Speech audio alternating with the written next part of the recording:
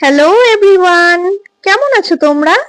আশা করি তোমরা সকলে খুব ভালো আছো। This is my first blog in this channel. আজ যেহেতু সানডে, তাই ভাবলাম তোমাদের সঙ্গে কেন না একটা what I it in a daily video share করা যাক। জানো তো, দুদিন হলো মর্নিং ড্রিঙ্ক হিসাবে আমি এই জিরা ওয়াটারটা খাচ্ছি। তেমন কোনো উপকারিতা তো দেখিনি, বাট খেতে খারাপ না। কিন্তু রিয়াকশনটা দেখে মনে হচ্ছে এটা খুবই সুন্দর খেতে। এন্ড দেন আমি আমার ব্রেকফাস্টটা কমপ্লিট করলাম এই চিড়ে, আম আর ছানা দিয়ে। এটা খেতে জানো তো আমার ভীষণ ভালো লাগে। বাট যেটা ভালো লাগে না সেটা হলো প্রত্যেক সানডেতে এই নিম পাতার রসটা খেতে, যেটা আমার মা আমাকে প্রত্যেক সানডেতে জোর করে খাওয়ায়। আর এই নিম পাতার রসটা খাওয়ার জন্যই টেবিলে এত কিছু সরঞ্জাম। ওমা এই সবটা খেতেই হবে।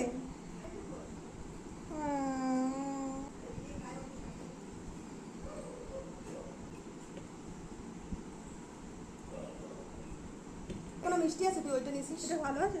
এ কি? এক টুকরো আম নেই হাতে, এক টুকরো আম নেই।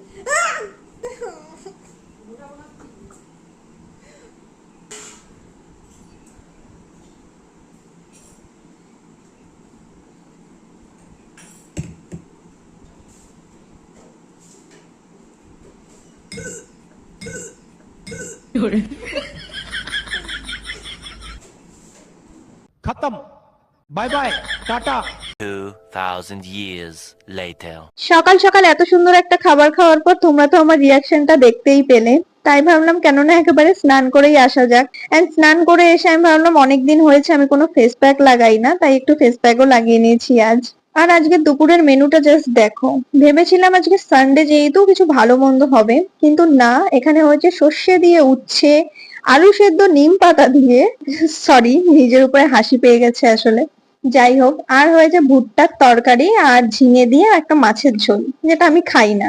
যাই হোক, খাওয়া দাওয়া কমপ্লিট করে আমি আর মা দুজনে মিলে বাইরে বেরিয়ে পড়েছিলাম।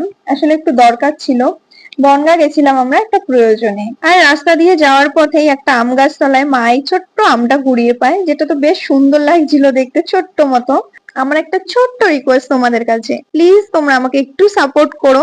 জানি প্রথমে হয়তো অনেক ভুল হবে, বাট ভুল হতে হতেই একদিন ঠিকও হয়ে যাবে, কি বলো? তো দেখো, তোমাদের সাথে কথা বলতে বলতে আমি বনগাঁতে পৌঁছেও গেছি, আর এখানে আসার পরেই নেমেছে মুষলধারে বৃষ্টি।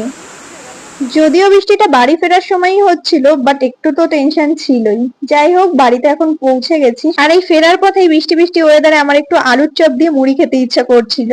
তাই 1 ঘন্টা লাইন দিয়ে বৃষ্টিতে ভিজে আমি এগুলো নিয়ে এসেছি। তারপরে আর কি, এগুলো খেয়ে একটু শুয়েছিলাম, দেন মা রাতিরে ডিনারটাও দিয়ে দিল। তো তোমাদের ভিডিওটা কেমন লাগলো অবশ্যই জানিও। বাই।